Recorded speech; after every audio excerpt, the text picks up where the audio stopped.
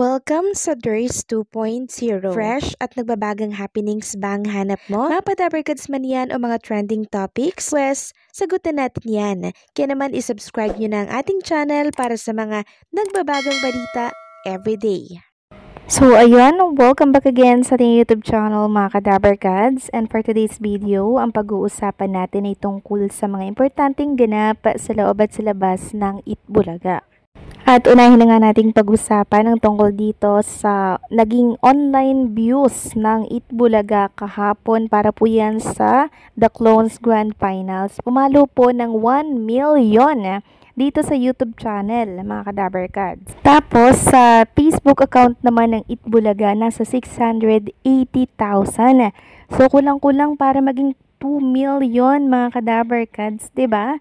Talagang patunay lamang ito na pinatigil ng Itbulaga ang pag-iikot ng mundo sa loob at sa labas ng Itbulaga para po makatutok dito po sa Grand Finals ng The Clones. Medyo bitin nga lang mga Kadabarkads, diba? Kasi nagkaroon pa po ng sugod bahay mga kapatid eh. Sana doon na lamang po pinokus sa Grand Finals para hindi po nagmamadali sana yung mga contestant or yung finalist po ng The Clones, diba? Marami po talagang nabitin mga Kadabarkads. Ngayon, marami po nagtatanong mga Kadabarkads, ano daw ang nangyari doon sa mga hindi daw nagkaroon ng runner-up dito po sa The Clones like Stephen JC, Dominador Abiola Jr., and syempre yung iba pa po na clones na hindi po nanalo dito po sa Itbulaga. So, nabasa nga natin mga Kadabarkads na meron po pala silang 3 years na kontrata dito po sa Itbulaga. Yes po mga Kadabarkads, 3 years, and sino-sino po yung may mga kontrata na sa Itbulaga? Unang-una na dyan si Dominador Abiola Jr., yung kaboses po ni Michael Bolton. And then, parang narinig ko si Stephen JC din, mga Kadabarkads, binigyan din po siya ng kontrata. And yung iba pang mga clones, mga Kadabarkads, hindi naman pala talaga sila talo. Kasi binigyan sila ng kontrata sa Itbulaga, possible na mag-perform sila every opening sa programa po ng Itbulaga. So, nakakatuwa, hindi sila talo, mga Kadabarkads, no? Talagang binigyan sila ng alam niyo yun, parang gantimpala din po ng Itbulaga. Sabi nga po sa story, Facebook story ni Dominador Abiola Jr., "Thank you Itbulaga for having us together with 3 years contract to continue my dreams in a music industry." So grabe mga Kadabarkads, nakakatuwa kasi hindi ko lubos akalain na bibigyan sila ng kontrata dito po sa TVJ Productions. Sobrang deserve naman talaga nila yon kasi napakahusay naman talaga nilang kumanta. And also sa Stephen JC mga Kadabarkads at ang iba pang mga clone natin. Winner pa din sila sa taong bayan kasi gayang-gaya nila yung mga kino-clone nila mga Kadabarkads. Samantalang si Lucky M. Robles, meron po siyang statement. Sabi niya dito, "From the first daily winner to OPM Male Clones Grand Winner and now the first runner-up winner of the Clones Itbulaga. Thank you ng maraming my Lord God and Mama Mary sa guidance mo sa akin sa araw-araw. Thank you Itbulaga Family TBJ sa pagbubukas ng pinto, pagbibigay ng opportunity sa aming mga clones contestant. Thank you Bossing Big Tito Sen, Sir Joey, Sir Alan, Miss Main, Miss Raisa, Sir Ryan, Kuya Wally, Kuya Jose, Kuya Pau, lahat pinasalamatan po niya mga Kadabarkads dito.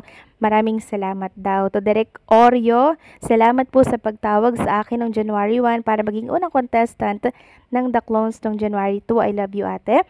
To my co-grand winner, ang huhusay nyo, Arman Mandapat, si Daryl Jandani, si Dominador, Rochelle, and Junrael Kiambao. To our bunso, Matt Maro, Royal Carino, ang husay mo since day 1, love, our bunso.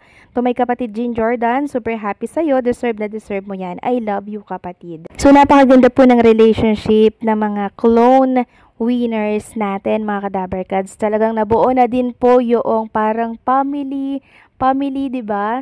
Grabe yung ano nila, yung bonding nila, yung samahan nila, para na silang magkapatid, magkakadugo, magkapamilya, 'di ba? So dahil po 'yan sa segment ng Itbulaga na The Clones, talagang bind sila together, 'di ba? Nakakatuwa talagang Itbulaga kasi nakabuo sila ng ganitong segment na kung saan may enjoy ng lahat, 'di ba? Samantalang panibagong revelasyon para po sa ating Grand Champion ng The Clones, para po kay Jin Jordan.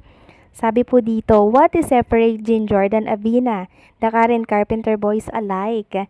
And Itbulaga, the Clones Ultimate Champion sa ibang finalist is yung diction and enunciation niya ng mga words. Other finalists, although kaboses din naman talaga ng originals, ay may tunog pa rin ng pagka-Pinoy dahil sa diction.